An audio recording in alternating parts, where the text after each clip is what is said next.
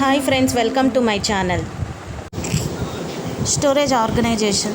First of all ఇప్పుడు దాకా మనం ఏం చూసాము, ఆల్రెడీ ఉన్న కంపైలర్ డిజైన్లో ఉన్న ఫేజెస్ 1 by 1 ఫేజెస్ చూసుకుంటూ వస్తూ ఉన్నాం. ఇప్పుడు ప్రజెంట్ ఏంటి అంటే రన్ టైమ్ ఎన్విరాన్మెంట్ సిస్టమ్ అన్నమాట.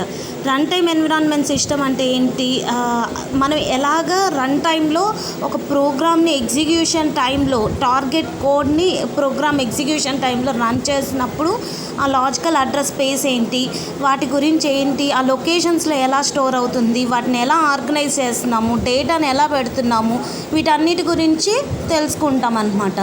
First of all, what is meant by storage organisation?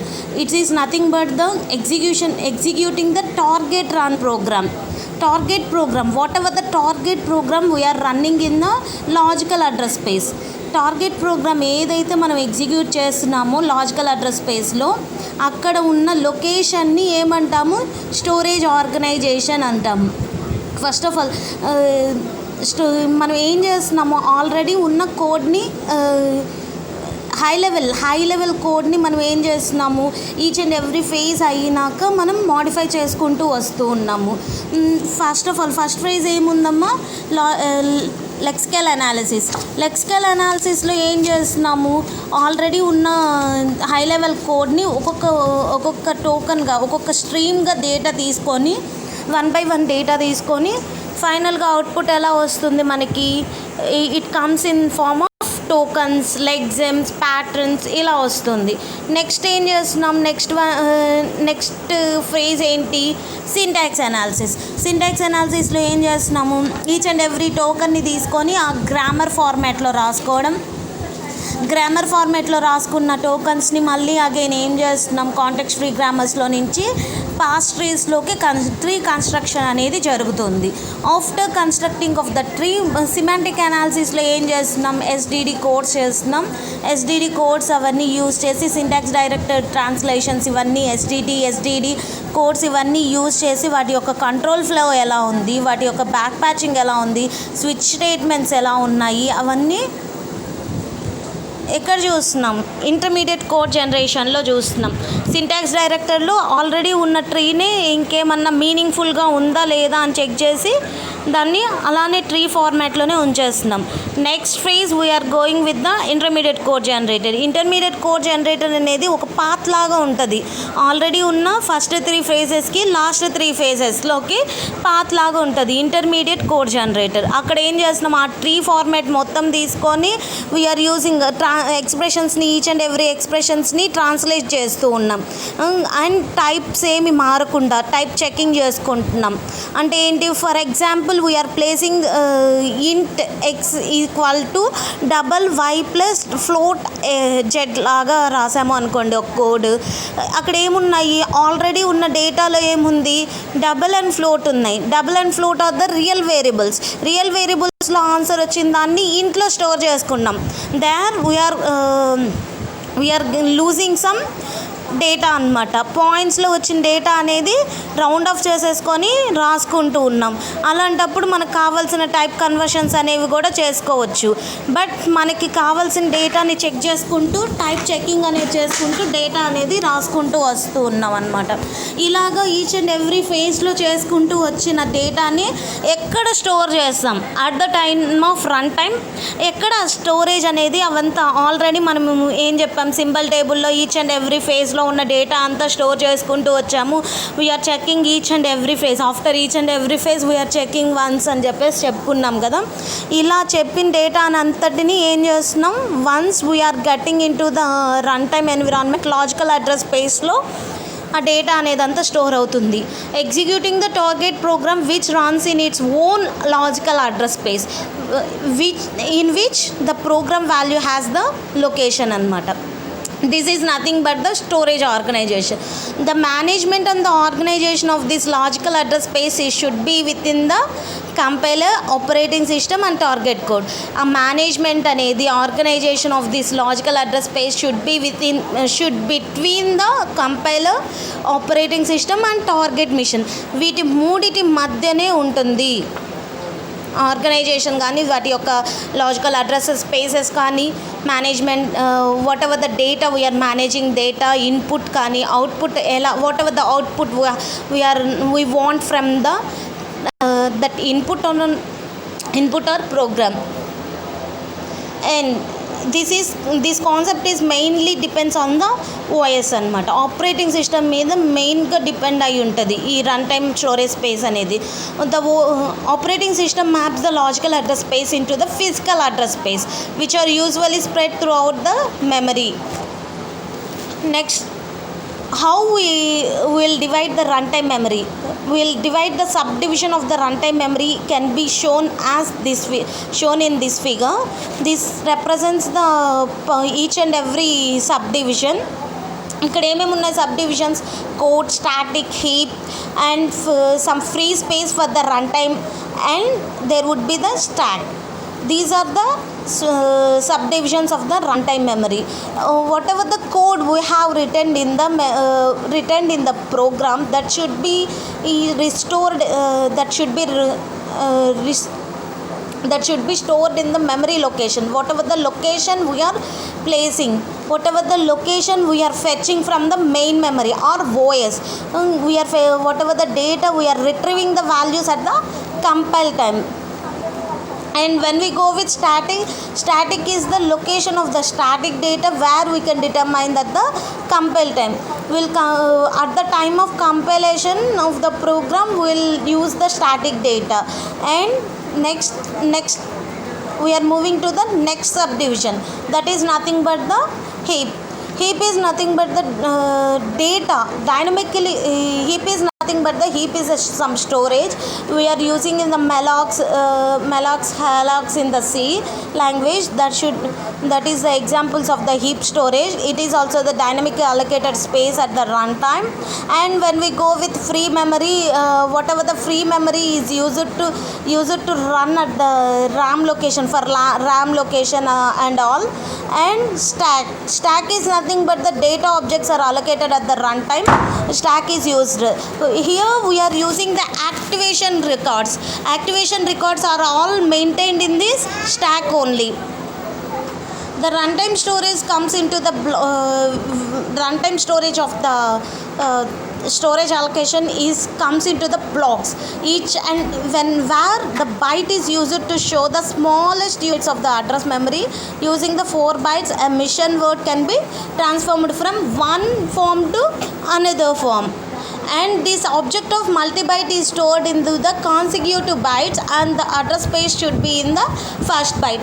Each and every byte should consist of each and every multi-byte storage will have some address space that should be reside in the first byte.